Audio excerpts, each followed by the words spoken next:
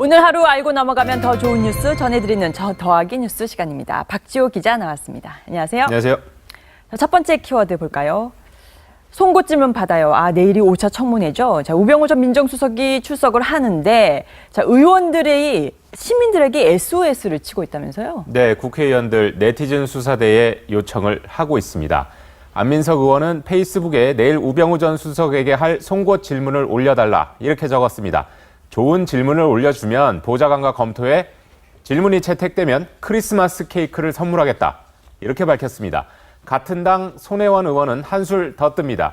페이스북에 전화번호, 카카오톡 아이디, 텔레그램 아이디, 이메일 아이디 모두 공개했습니다. 문자로 의견을 주거나 제보를 주면 파악한 뒤에 전화하겠다 이런 입장입니다. 시민 전화를 받기 위해서 전화기를 한 대 더 개설했다고 합니다. 실제로 지난 7일이죠. 청문회에서 박영선 의원이 네티즌들의 제보, 주식갤러리 네티즌들의 제보를 받고 최순실을 모른다는 김기춘 전 청와대 비서실장의 자백을 받아낸 적이 있습니다. 내일이 이번 청문회의 하이라이트로 꼽히는 만큼 야당 의원들, 네티즌 수사대의 힘까지 빌리면서까지 단단하게 벼르고 있습니다. 그런데 이 네티즌 수사대의 1인자 지존이 있다면서요? 네, 네티즌 수사대 자로라는 유명 인사가 있습니다. 자로? 한 사람인지 여러 사람인지는 모르겠는데요. 오는 25일 세월호의 진짜 침몰 원인을 파헤쳤다며 유튜브에 영상을 공개하겠다 이렇게 밝혔습니다. 자로는 2013년에는 국정원의 대선 개입 의혹이나 2014년에는 정성군 문체부 후보자의 정치 편향적인 글 등을 찾아내 유명세를 탔습니다. 오랜 시간 동안 세월호의 진짜 침몰 원인을 파헤쳐 왔다면서 방대한 자료를 검토한 끝에 하나의 결론에 도달했다 이렇게 주장을 했습니다. 이게 누군가에게 크리스마스 선물이 될 것이고 누군가에겐 악몽이 될 수도 있는데 네티즌뿐 아니라 야당 의원들도 25일을 기다리고 있습니다. 저도 한번 눈여겨봐야 되겠군요. 자, 더하기 뉴스 두 번째 키워드 보겠습니다. 심신이 회패. 내일이 5차 청문회인데 그 불출석 사유서를 지금 최순실 씨가 냈어요. 네. 근데 그 사유서에 또 5자가 보이네요. 네, 새누리당 하태경 의원이 최 씨가 국조위에 제출한 불출석 사유서를 자신의 페이스북에 공개를 했습니다. 지금까지 계속 말한 대로 형사사건에 연결돼 있어서 진술이 어렵다는 겁니다. 지난번 불출석 사유 때는 공황장애라고 써서 논란이 됐었죠. 공황장애를 공황장애로? 공황장애라고 써서 논란이 됐었는데 이제 이런 사람이 어떻게 대통령 연설문을 고칠 수 있었느냐, 이런 비판도 있었죠. 이번에는 회폐해 이런 말이 논란입니다. 사유서를 보면 평소 지병으로 심신이 회폐해 있음을 이라는 표현이 나오는데 네. 피폐를 손으로 쓰다 보니 회폐처럼 보이는 건지 아니면 평소에 회폐라는 단어로 알고 있었는지는 잘 모르겠습니다. 하지만 보이기에는 회폐로 보입니다.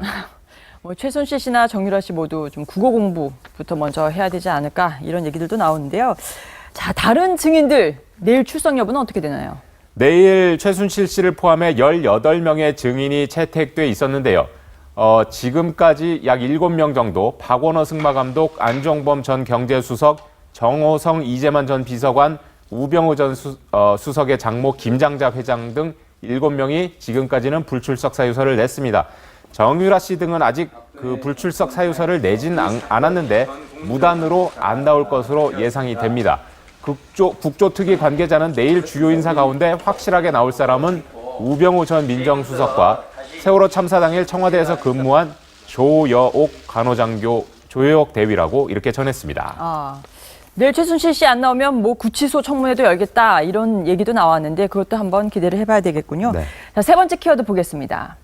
자, 누구의 변호인이냐? 최순실 씨와 이 이경재 변호사가 서로 갈등이 있다 이런 보도가 나왔죠? 네, 한겨레가 오늘 아침 보도했습니다. 한마디로 이경재 변호사가 대통령 걱정을 해서 최순실 씨가 변호사 교체를 알아보고 있다 이런 내용입니다.